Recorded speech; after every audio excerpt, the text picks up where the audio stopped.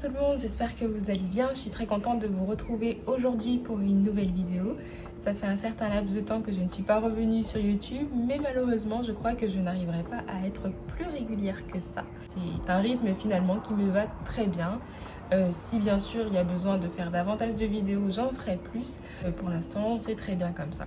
Donc j'ai décidé aujourd'hui de revenir pour une vidéo qui fera suite à la précédente, donc on va dire que c'est une sous-partie, une partie 2 de la vidéo concernant la sélection en master de psychologie interculturelle.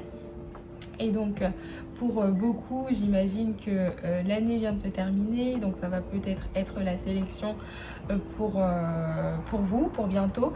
Et donc je souhaitais vous donner quelques clés pour pouvoir mettre des chances de votre côté d'être admis en master. C'est une vidéo qui fait suite à quelques questions que j'ai reçues sur Instagram. Donc dans un premier temps sur Graines de Psy, donc qui est mon compte professionnel, et sur le journal de Lisa aussi, qui est mon compte perso. Donc voilà, j'ai réuni ces 2-3 questions pour vous en faire une petite vidéo qui, j'espère, pourra vous aider à améliorer votre dossier et donc à faire en sorte de maximiser vos chances pour l'entrée en master. Je commencerai par vous faire un petit rappel de ce qu'est le master de psychologie interculturelle.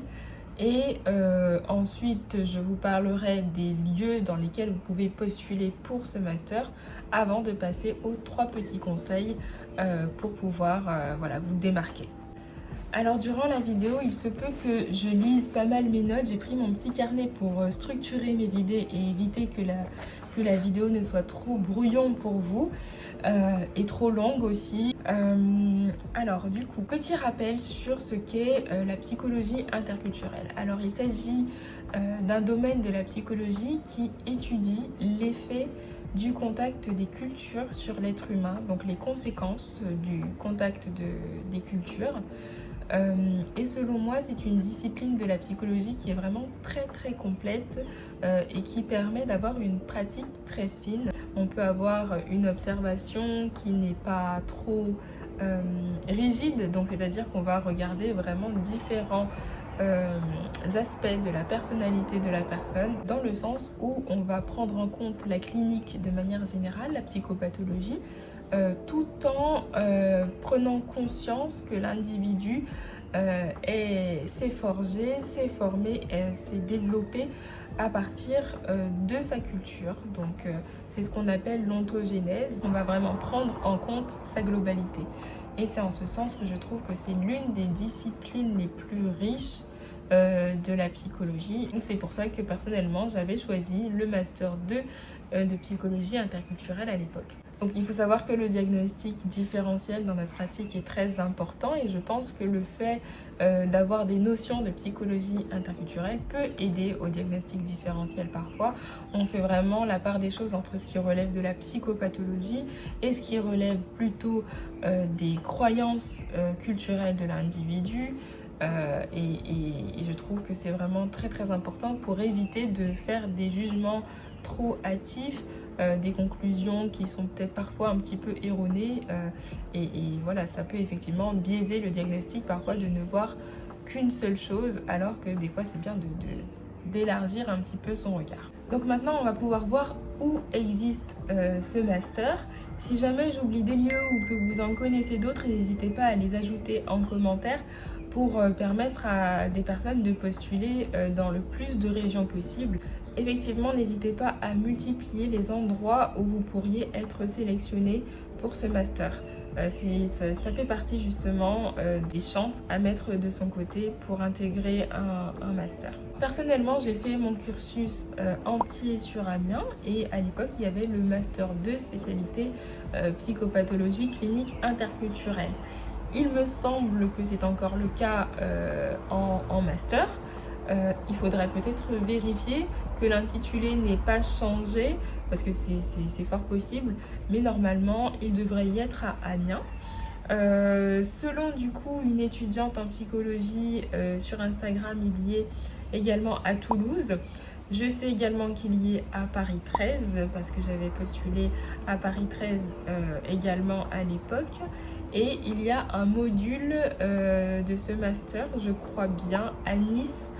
Pareil, à vérifier, ce ne sont pas des certitudes, mais voilà, du coup, ça fait déjà 4 potentiels lieux dans lesquels vous pouvez postuler pour ce master. Alors, parmi les 3 conseils que je peux vous donner pour augmenter vos chances d'être admis, pour vous démarquer, pour gagner du temps et renforcer votre dossier, il y a la lecture. Donc c'est très important selon moi de pouvoir lire, relire ses cours, pas forcément les cours en entier, mais si vous êtes quelqu'un qui fait des fiches, moi c'est quelque chose qui marchait très très bien avec moi. Si vous êtes visuel et si vous aimez le synthétique, les fiches que vous avez pu faire pour vos cours, notamment qui sont liées avec votre spécialité, en l'occurrence la psychologie interculturelle, n'hésitez pas à les relire. Ensuite, n'hésitez pas à aller sur Kern. Vous avez énormément de sources d'informations, d'articles plutôt courts, d'articles longs, vraiment une panoplie d'auteurs, de choses sur la psychologie interculturelle ou sur les situations interculturelles tout court.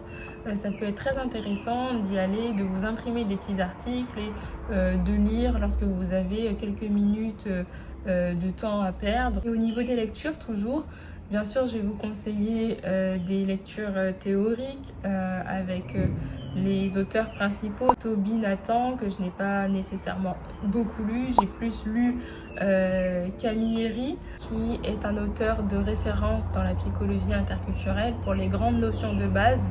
Le relire, ça ne fait jamais de mal. Si vous l'avez déjà fait en licence, ça peut être utile de revenir sur certaines notions, notamment lorsque vous serez dans l'écriture de votre mémoire ou que vous serez en stage.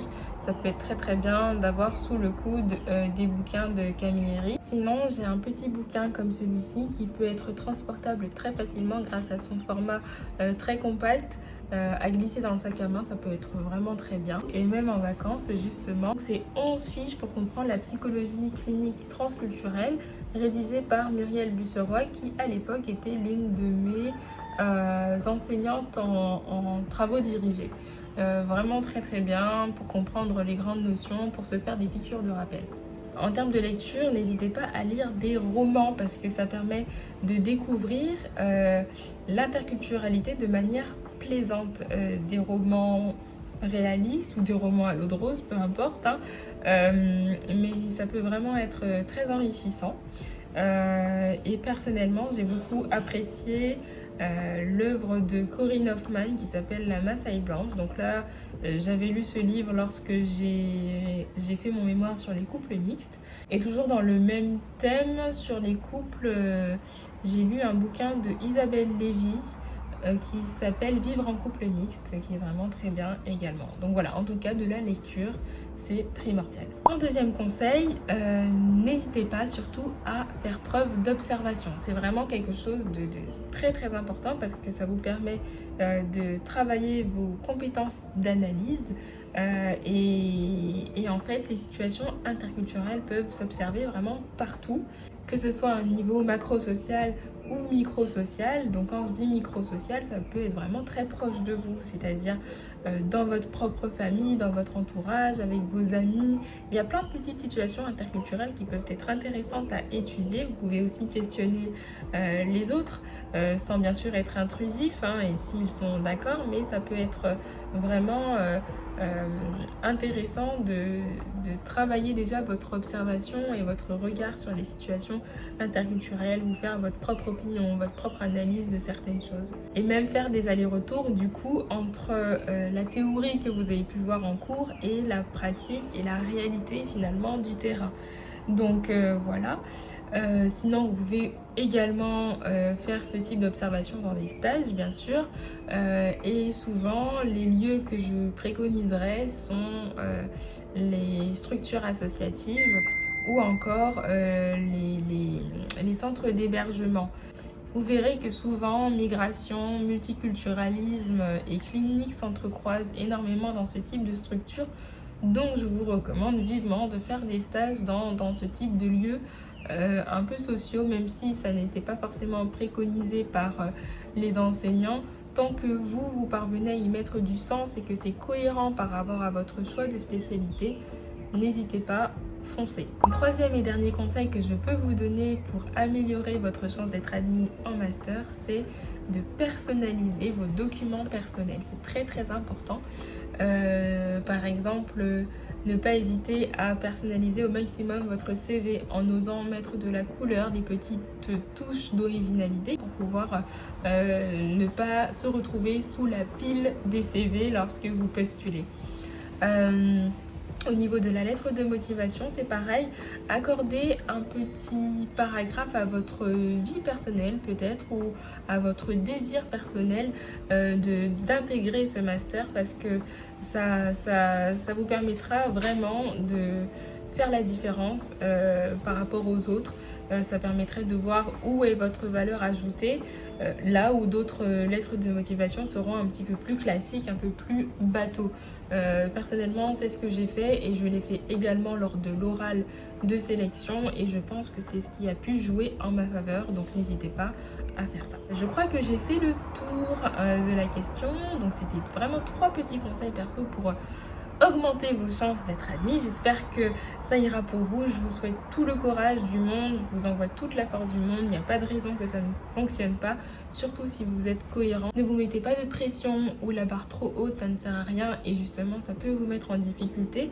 Voyez les objectifs qui sont atteignables et surtout ce qui vous parle le plus possible. J'espère que c'est une vidéo qui vous a plu. Si c'est le cas, n'hésitez pas à me mettre un petit like, à mettre un commentaire également si vous souhaitez réagir, si vous avez d'autres questions, si vous avez des sujets qui seraient intéressants à aborder en lien avec la psychologie, mais pas que, parce que je ne suis pas que psychologue dans la vie, bien évidemment. Voilà, je crois que c'est tout ce que je voulais vous dire.